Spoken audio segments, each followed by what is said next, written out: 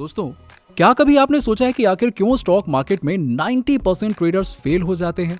यहाँ तक कि एक ही स्ट्रैटेजी का इस्तेमाल करने वाले 10 ट्रेडर्स में से 8 ट्रेडर्स के ट्रेड गलत हो जाते हैं, जबकि बाकी के बचे 2 ट्रेडर्स उसी स्ट्रैटेजी से प्रॉफिटेबल ट्रेडर बन जाते हैं।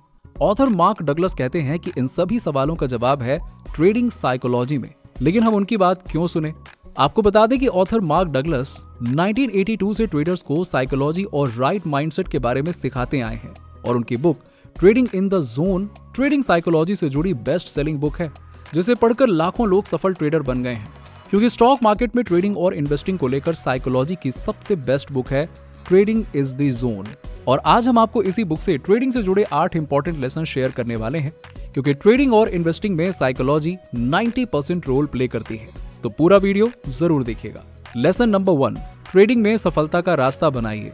स्टॉक मार्केट में सबसे ज्यादा अहमियत टेक्निकल एनालिसिस को दी जाती है। एक अच्छा ट्रेडर या इन्वेस्टर टेक्निकल एनालिसिस करते हुए ट्रेड में एंट्री लेता है। इससे मार्केट में आगे क्या होने वाला है इसका अंदाजा लगाया जा सकता है। लेकिन क्या आप जानते हैं कि मार्केट में एक ऐसा ग्रुप होता है जो कभी पैसे नहीं कमाता और एक ग्रुप ऐसा है जो हमेशा पैसे कमाता है? ऐसा क्यों होता है? क्या ये ग्रुप ज्यादा समझदार है या ये लोग ज्यादा मेहनत करते हैं? नहीं, जो ग्रुप हमेशा पैसे कमाता है वो एक तीसरा एनालिसिस भी करता है, जो कि है मेंटल एनालिसिस। वो मेंटली कुछ सवालों के जवाब प्रिपेयर करके रखते हैं, जैसे कि ट्रेड में कितना पैसा कमाना है, कितना रिस्क लेना है, मार्केट का ट्रेंड क्या है, ट्रेड की क्वालिटी क्या है। ये जो ग्रुप है वो ये सब कुछ जानता है। वो हमेशा पैसे कमाता है क्योंकि इन बातों से उसका बेसिक फंडा क्लियर हो जाता है।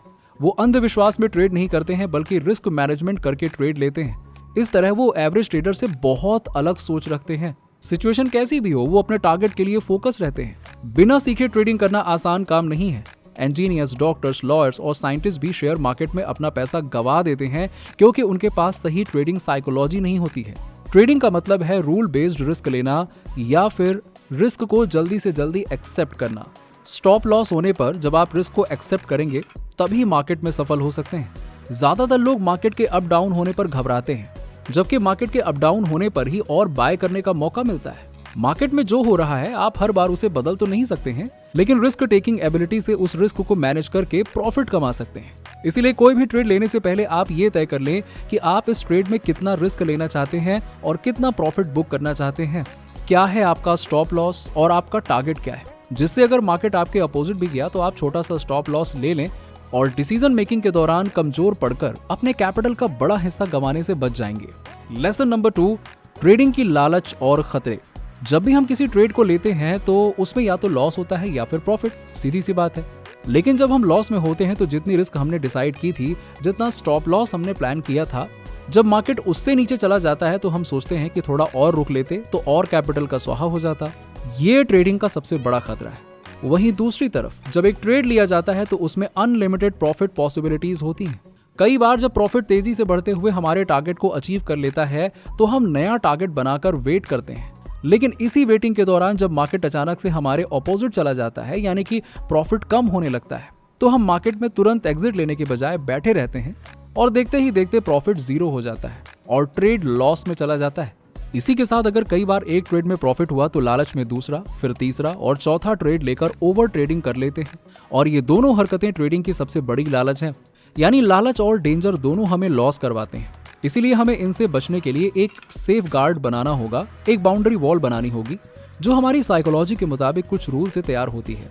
जैसे कि एक दिन में कितने ट्रेड लेने हैं, लॉस हो रहा है तो कितना स्टॉप लॉस रखना है, और अगर प्रॉफिट होने वाला ट्रेड भी अपोजिट जाने लगे तो प्रॉफिट में भी कितने पॉइंट पर आते ही एग्जिट लेना है। ये बाउंड्री आपको फोकस्ड होकर डिसिप्लिन से ट्रेड लेने में हेल्प करेगी। लेसन नंबर 3, रिस्पॉन्सिबिलिटीज लेना सीखें। ट्रेडिंग एक जिम्मेदारी का काम है। जिम्मेदारी का मतलब है कि एक माँ का अपने बच्चे की देखभाल करने जैसा है। आपको ये समझना होगा कि अपनी हर एक सफलता के लिए आप कितने जिम्मेदार हैं और कितने नहीं।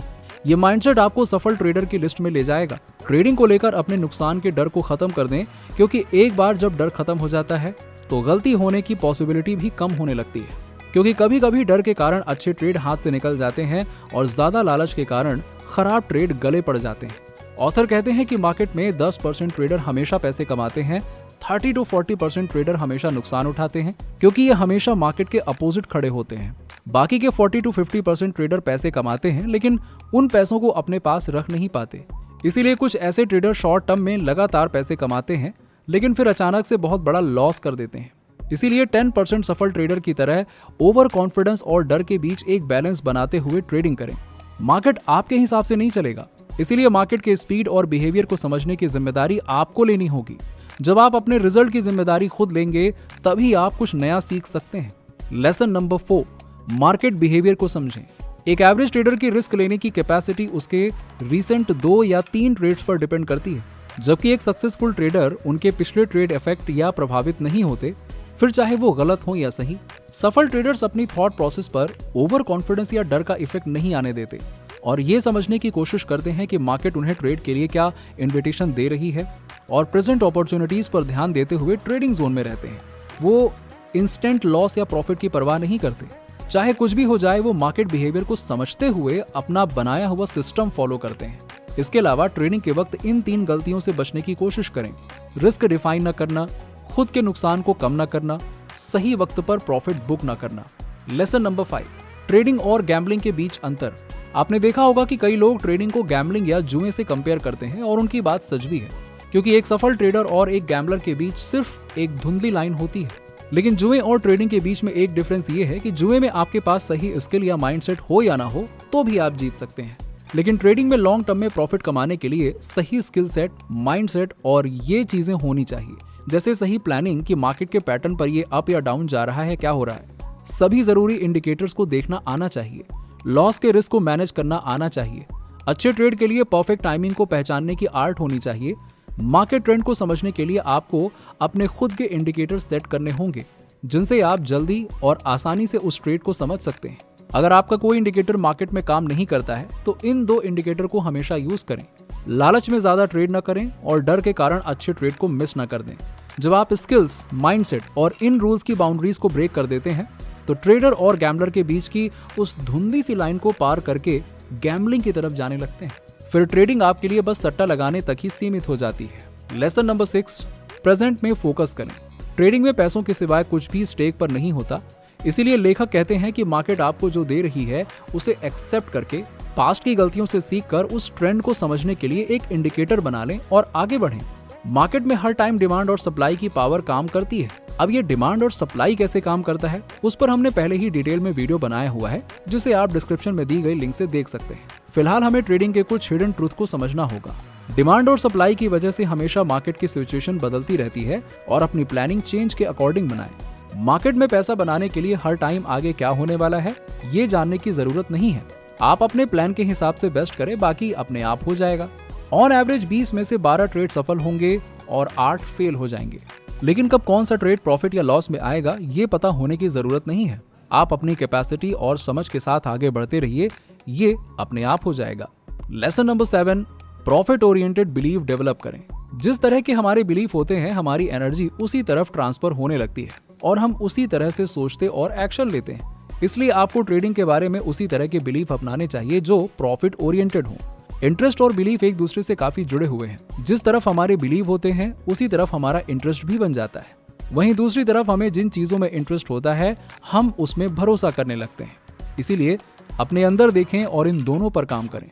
ट्रेडिंग के बारे में अपने इंटरेस्ट को ऐसी चीज की तरफ मोड़ें जो सफल ट्रेडिंग की तरफ ले जाए। लेसन नंबर 8, अपने माइंडसेट पर रोजाना काम करें। जैसे हम पौधों को पानी देते हैं तो वो बड़ा होकर एक दिन पेड़ बन जाता है, ठीक उसी तरह से अगर आप ट्रेडिंग को लेकर अपने सही माइंडसेट में रोज कुछ ना कुछ इनपुट देंगे तो वो आगे चलकर आपको मुश्किल कंडीशंस में भी सही डिसीजन लेने के लिए प्रेरित करेगा। ट्रेडिंग के टाइम ट्रेडर का सही माइंडसेट बहुत जरूरी है। ट्रेडिंग सिंपल होने के साथ ही अपने आप में मुश्किल है, क्योंकि ट्रेड लेने के बाद आगे क्या होगा ये हमें नहीं पता होता। और सही ट्रेडिंग माइंडसेट को डेवलप करने के लिए इन टेक्निक्स को अपनाने की सलाह देते हैं। सबसे पहले आता है मैकेनिक स्टेज। इसमें अनजान एनवायरनमेंट में कमिटमेंट के साथ काम करने के लिए कॉन्फिडेंस डेवलप करें और कॉम्प्रोमाइज किए बिना ट्रेडिंग करना सीखें। आगे की प्रॉफिट पॉसिबिलिटी को ढूंढने के लिए लास्ट चार्ट्स को देखें, कंपनी के बारे में जानें और मार्केट ट्रेंड को एनालाइज करते रहें। दूसरा स्टेप है सेल्फ डिसिप्लिन। ट्रेड करते वक्त हम खुद के बॉस होते हैं और कोई रोक टोक ना होने की वजह से हम हमेशा आउट ऑफ द वे जाकर गलती कर बैठते हैं, जिसे रोकने के लिए आपको सेल्फ डिसिप्लिन डेवलप करना होगा। तीसरा स्टेप है कंसिस्टेंसी। अगर आप आज ट्रेड लेते हैं और दूसरा ट्रेड 6 महीने बाद आकर लेते हैं तो फिर आप ना ही माइंडसेट डेवलप कर पाएंगे, ना सही सिस्टम फॉलो कर पाएंगे और ना ही सफल ट्रेडर बन पाएंगे। इसीलिए आपको कंसिस्टेंसी के साथ रोजाना मार्केट को मॉनिटर करना होगा और प्रैक्टिस के लिए आप नियमित रूप से बिना असली पैसा लगाए पेपर ट्रेड्स भी ले सकते हैं।